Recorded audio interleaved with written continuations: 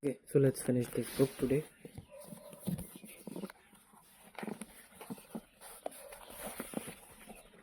I'm going to read.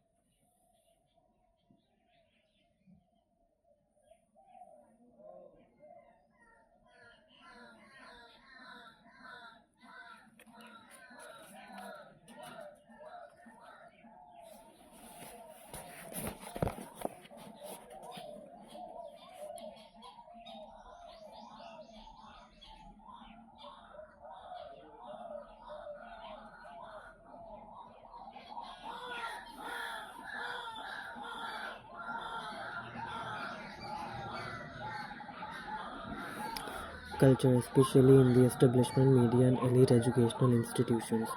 Oasis called herself a reasonable liberal, concerned that far-left critics stiffed free speech. After working on the editorial pages of the Wall Street Journal and New York Times, she granted a group of independent journalists to create the Free Press, a subscription-based newsletter on Substack. Musk had met her briefly after he was interviewed by Sam Altman, his co-founder of OpenAI, and the Allen and Company conference in Sun Valley a few months earlier. She went backstage to say how glad she was that she was trying to buy Twitter, and they chatted for a couple of minutes when the baby was preparing to publish his Twitter files in early December. Musk realized there was too much material for one journalist to digest. His introverted fellow free speech tech bro Mark Anderson suggested he call in Weiss, so on the plane flying back from his quick trip to New Orleans to talk to President Macron, he sent the unexpected text that she got on the evening of December 2. She and Bowles, along with their 3-month-old baby, rushed to get on a flight to San Francisco 2 hours later. When they arrived on the 10th floor of Twitter headquarters that Friday night at 11, Musk was standing by the coffee machine wearing a blue Starship jacket. In one of his giddy moods, he took them running around and building, showing off the status of Stay Woke t-shirts and other vestiges of the old regime. The barbarians have crashed through the gates and the gates and the barbarians have crashed through the gates and are piling up the merch, he proclaimed.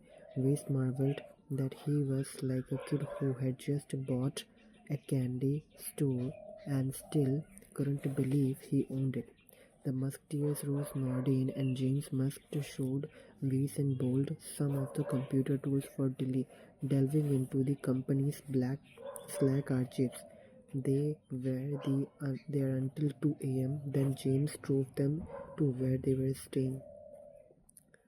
When Weiss and Bowles came in the next morning, a Saturday, they found Musk, who was still spending nights on a couch in Twitter's library, again by the coffee machine, eating cereal out of a paper cup. For 2 hours, they sat in his conference room and discussed his vision for Twitter. Why was he doing this? They asked. At first, he answered that he had been forced into buying the company after having second thoughts about his April offer. Really, I wasn't sure I still wanted to do it, but the lawyers told me I had to down this hairball, so I am, he said.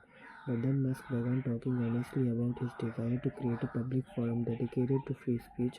At stake was the future of civilization. He said birth rates are plummeting, the thought police are gaining power. Twitter was distrusted by half the country, he believed, because it had suppressed certain viewpoints to reverse that would require radical transparency.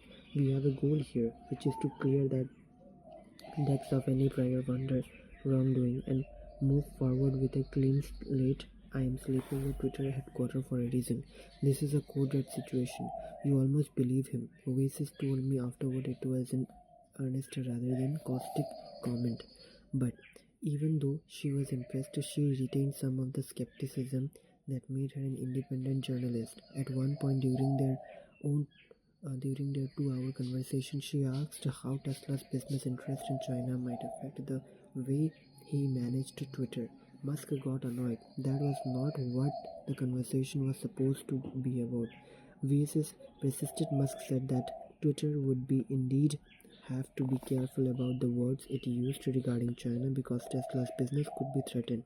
China's repression of the yogurts, he said, had two sides. This was disturbed. Finally, Bowles stepped in to diffuse the issue with a few jokes. They moved on to other topics. Adding to the irony, or at least complexity, was that Musk had to end the conversation so that he could fly to Washington. He had a meeting scheduled with the top government officials there on a highly classified topic involving SpaceX satellite launches.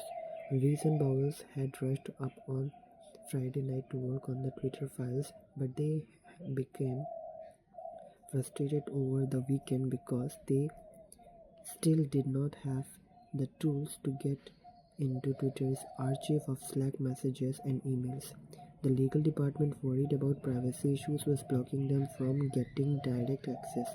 Norden, the ubiquitous musketeers, used his own laptop on Saturday to help them, but the next day he was exhausted and hungry, needed to do this laundry, and decided not to come in. It was, after all, a Sunday, so he invited Oasis and Bowles to his apartment overlooking the Castro district of San Francisco, where they used his laptop to look through messages in Twitter's public Slack channel. As Oasis pushed the legal department to process more searches for her, she got a call from the company's deputy general counsel, who said his name was Jim. When she asked his last name, he said Baker. He recalls Weiss. My jaw dropped. Jim Baker had been the general counsel of the FBI, and he was distrusted in some conservative articles conservative circles for being on the periphery of various controversies. What the fuck? She texted Musk. You were like asking the guy to do searches on himself? This makes no fucking sense. Musk flopped out. It's like asking AI Cape on to look into his own taxes, he said. He summoned Baker to a meeting and they got into a clash over what privacy guarantees were mandated by a consent decree between Twitter and the Federal Trade Commission. Can you tell me what the main principles are in the consent decree? Musk challenged him. Because I have it in front of me. Uh, can you name anything that's in it? It was not a discussion destined to have a happy conclusion. Baker was well versed in the matter, but there was no way his answers were going to satisfy Musk, who promptly fired him. Visibility filtering. Tabibi and Weiss enlisted a few colleagues to help, and they set up shop in the windowless hot box room, always redolent with the smells of unshowered musketeers and takeout Thai food. James and smells of unshowered musketeers and takeout Thai food. James and Ross, who were helping them use the digital search tools, had been working 20 hours a day, and they looked like their eyeballs were falling out. On some nights, Musk would walk in, eat some leftover food, and launch into long discourses. While roaming through Twitter employees' old emails and Slack comments, Oasis wondered what she would think if people read her old private communications. It made her feel dirty. Ross was like was squirmish. To be honest, I wanted to be as far away from what they were doing as possible, he says. I was sort of trying to help, but I didn't want to be too involved. I'm not a very political person, and it seemed like it had all kinds of crap written all over it. One story Weiss and her team wrote based on the Twitter files described what was known as visibility filtering, the practice of downplaying certain tweets or users by making sure they did not show up high in searches or were touted as trending. At the extreme was a practice known as shadow banning, in which users could post tweets and see them, but they were never told that those tweets were invisible to every other user. Twitter did not engage in outside shadow banning in a technical sense, but it did use visibility filtering in discussions with Yoel Roth. Musk himself had embraced the idea as an alternative to outright user bans, and he had publicly touted the public policy a few weeks earlier. Negative hate tweets will be maxed, deboosted, and demonetized, so no ads or other revenue on Twitter, he had tweeted. You won't find the tweet unless you specifically seek it out.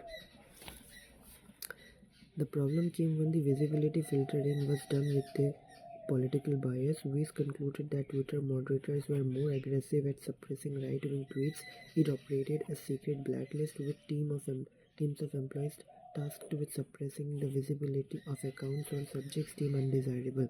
Weiss and her team wrote, in addition, Twitter, like many media and educational institutions, narrowed the definition of what was acceptable discourse. The people in charge of these institutions enforced the new parameters by expanding the definitions of words like violence, harm, and safety. COVID was an interesting case. At one extreme was clearly harmful medical misinformation such as touting quack cures and practices that could kill people. But Weiss found that Twitter was too willing to suppress posts that did not comport with official pronouncements, including ones on legitimate topics for debate, such as whether mRNA vaccines caused the heart problems, whether mask mandates worked, and whether the virus emerged from a lab leak in China. For example, Twitter put Stanford professor Jay Bhattacharya on the Friends blacklist, which meant that the visibility of his tweets was curtailed. He had organized a declaration by some scientists arguing that lockdowns and school closures would be more harmful than helpful, a controversial view that turned out to have some validity. When VCs uncovered how Bhattacharya had been suppressed, Musk texted him, "Hi, can you come this weekend to Twitter headquarters so we can show you what Twitter 1.2 did?" Musk, who had espoused similar views on COVID lockdowns, and Bhattacharya spoke for almost an hour. The Twitter files highlighted an evolution of mainstream journalism over the past 50 years. During Watergate and Vietnam journalists generally regarded the CIA, military and government officials with suspicion or at least a healthy skepticism. Many of them had gotten into the craft inspired by the Vietnam reporting of David Halberstam and Neil Sheehan, and the Watergate reporting of Bob Woodward and Carl Bernstein.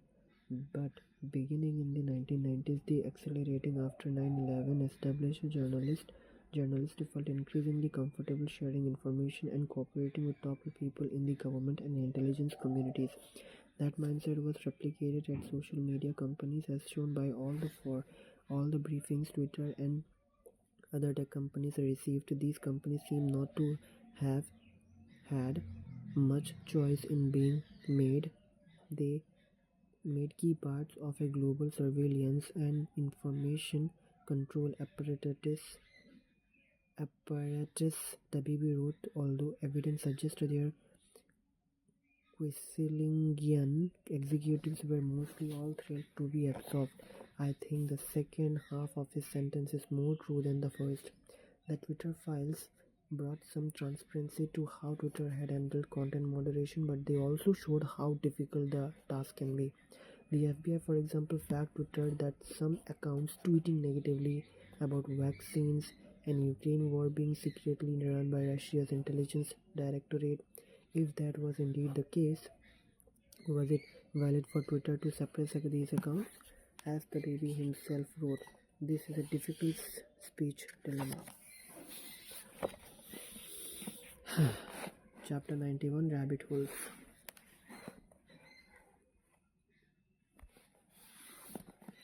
Elon Jet.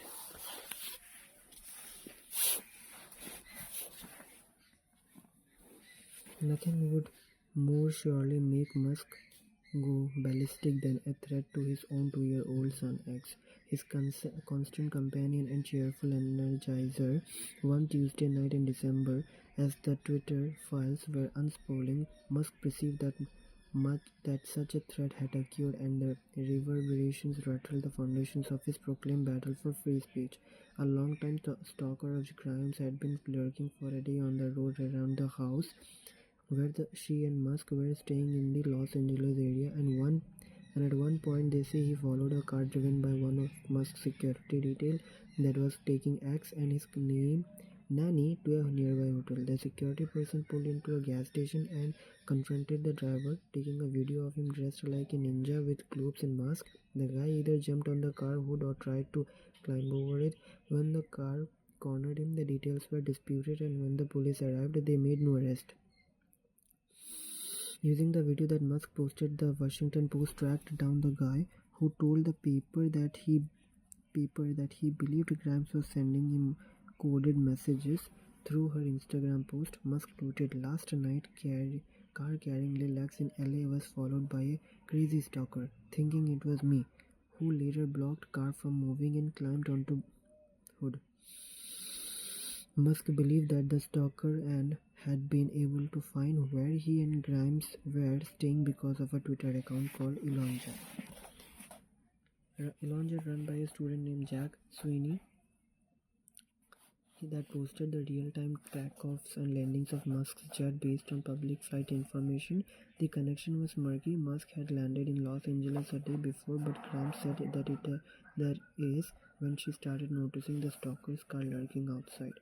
Musk had nothing been infuriated by Elonjet account, which he thought was doxing and endangering him. In April, when he was first thinking of buying Twitter, he discussed it at a dinner of friends and family in Austin, and both Grimes and his mother argued strongly that he should ban it.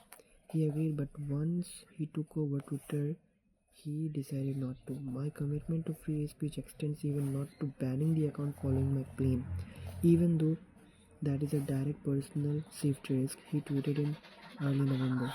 That impressed Barbie Weiss, but when she was putting together her first Twitter file thread, she discovered that Musk had done Elonjet what the previous Twitter regime had done to some on the far right.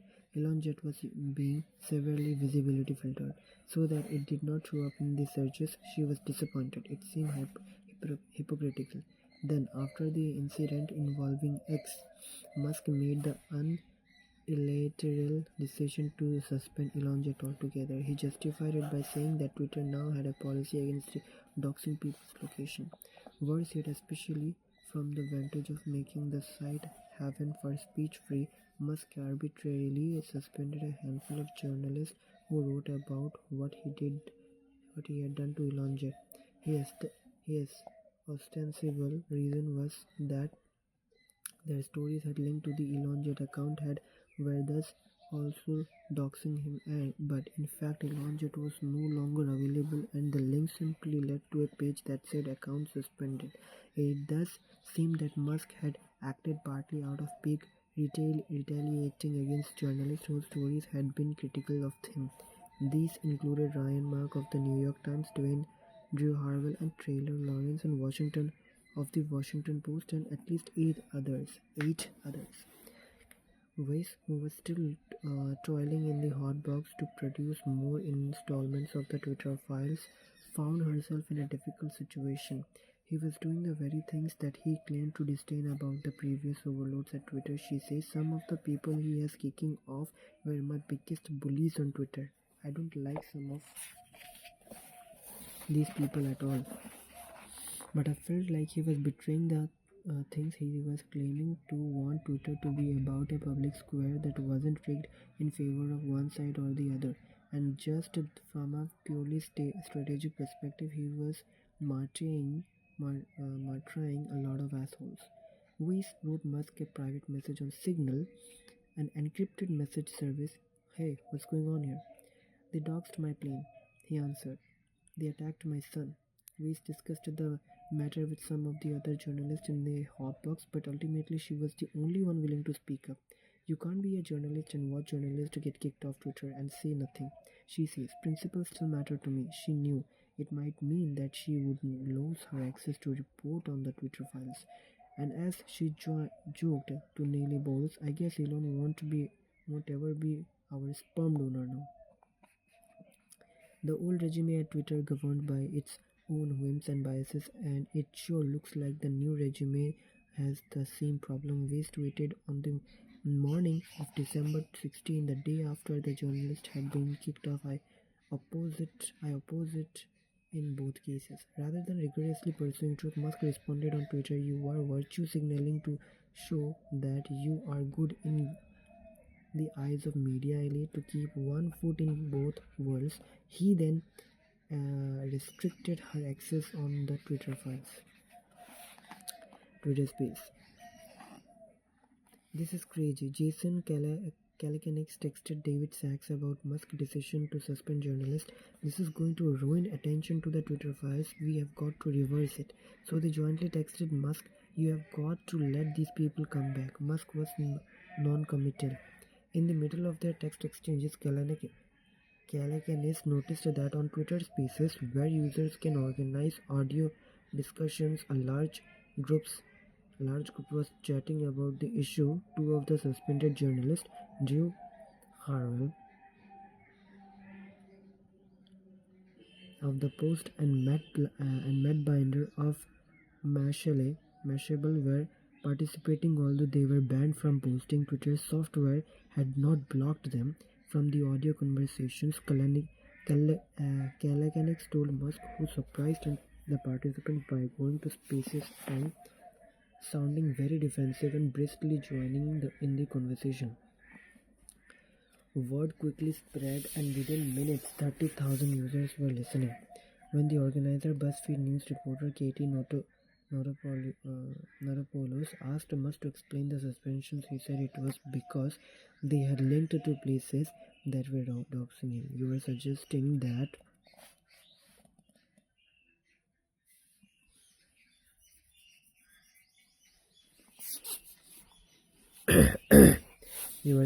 that we are sharing your address, which is not true. Harwell said, I never posted your address. You posted a link to the address, Musk retorted. We posted links to Elon Jet, which is now not online. Harwell replied, he accused Musk of using the same exact link blocking technique that you have criticized as part of the Hunter Biden New York Post story. Musk got angry and then disappeared from the session. A few minutes later, Twitter abruptly shut it down. In fact, it shut down all of Spaces for a day in order to make it impossible for suspended users to join conversations. "We are fixing a legacy bug," Musk tweeted about the shutdown of Spaces. "Should be working tomorrow."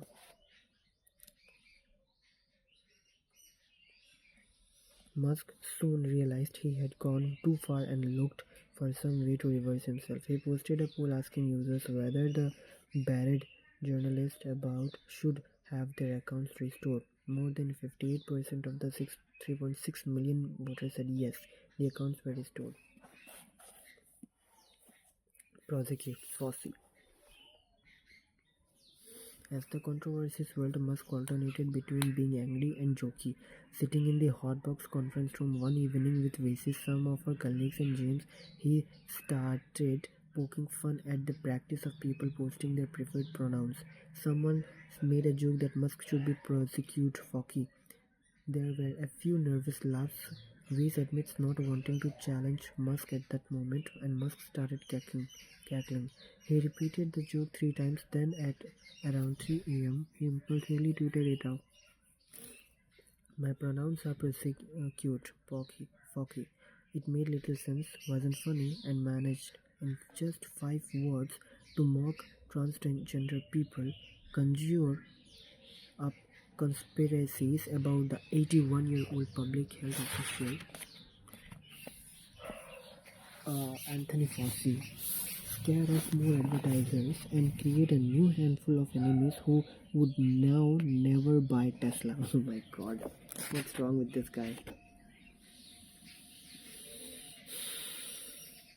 His brother was among those who were outraged. "What the heck, man, this is an old guy who was just trying to figure things out during COVID," Kimball told him. "This is not okay." Even Jay Bhattacharya, the Stanford professor whose criticism of Fauci's policies caused him to be filtered on Twitter,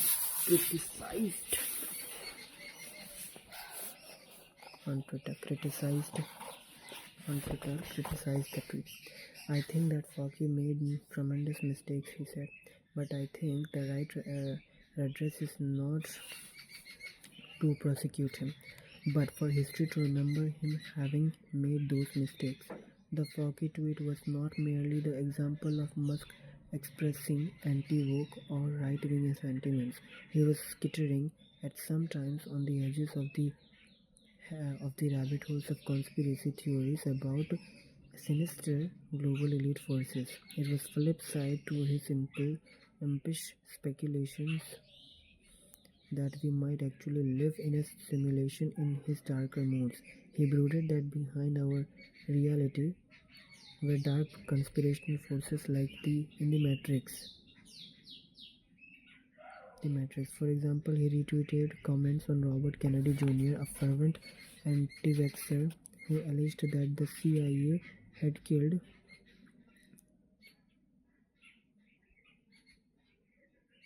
his uncle, the president, after Musk's Fauci tweet. Kennedy boasted Fauci purchased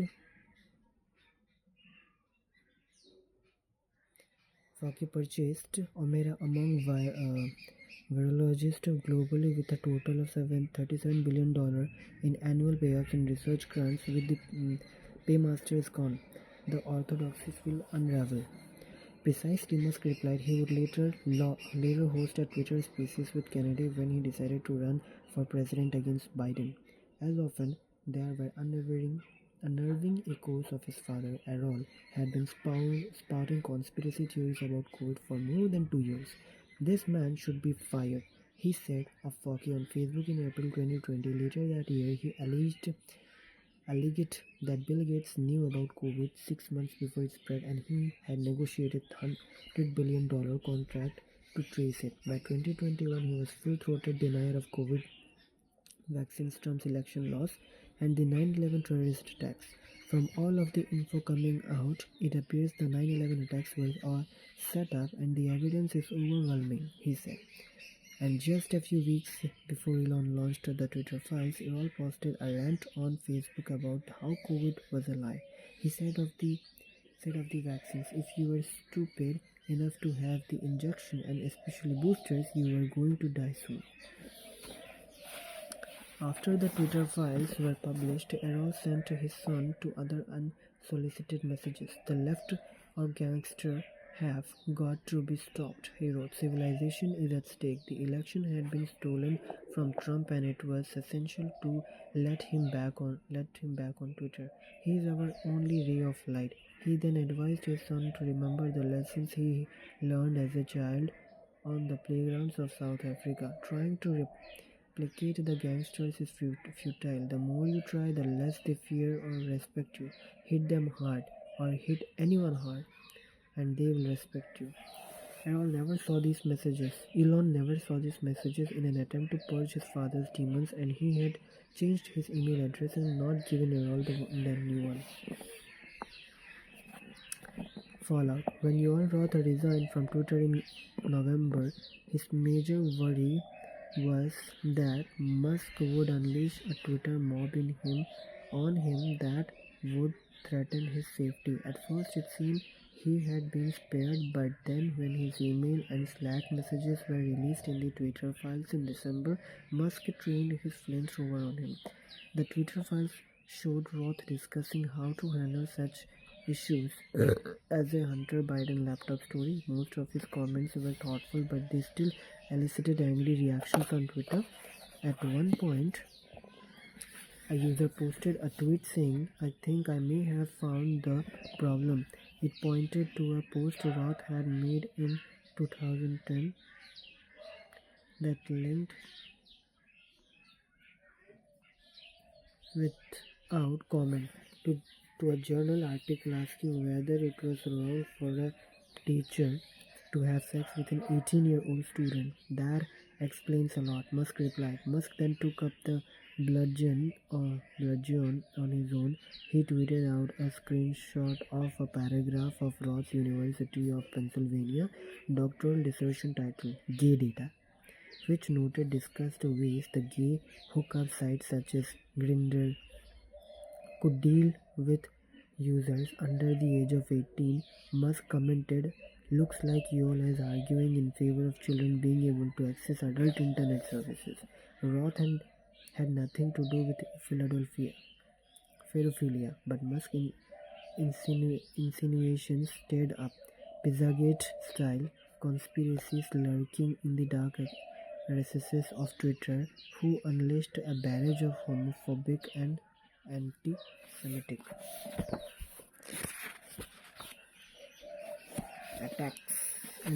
attacks.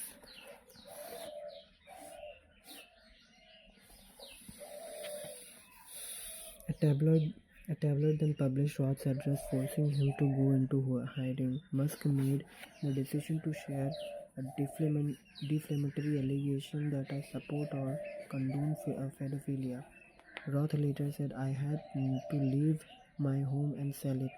Those are the consequences of this type of online harassment and speech."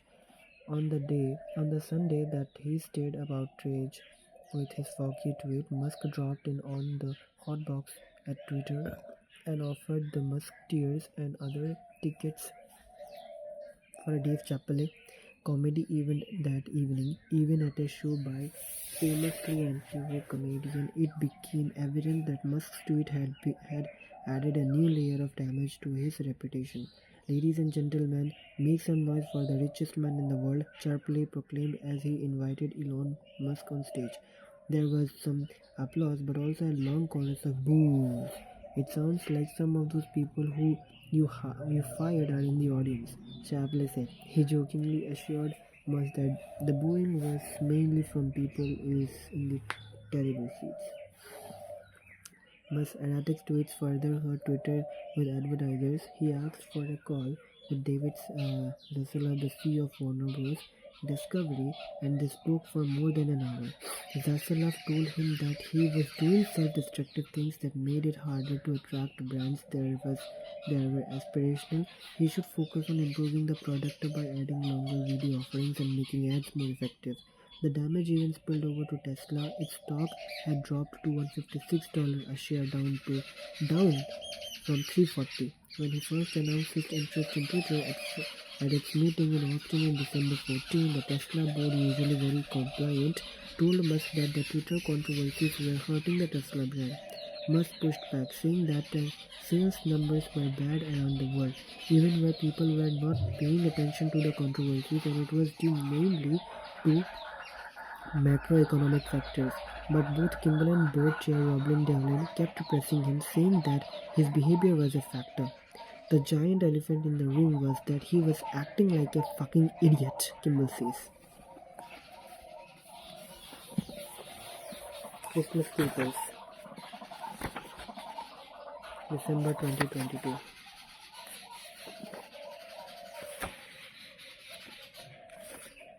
What is this? Christmas Keepers.